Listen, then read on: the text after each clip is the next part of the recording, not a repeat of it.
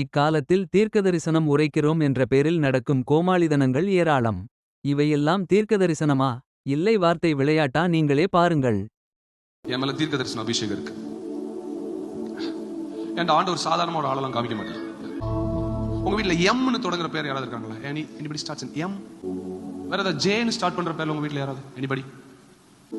ஜெகன். உங்க பேர் என்ன பேர்? ஜெசுராஜன்.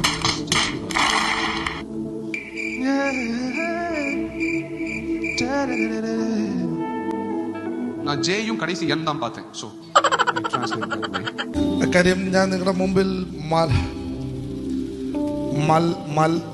ഹസ്ബൻഡാണ്.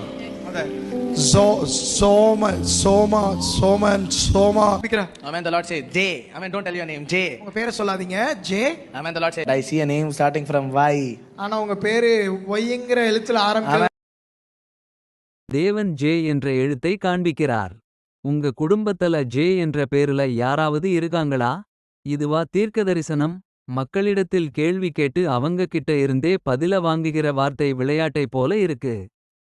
வேதத்தின் தீர்க்கதரிசிகள் இப்படியா தீர்க்கதரிசனம் உரைத்தார்கள்?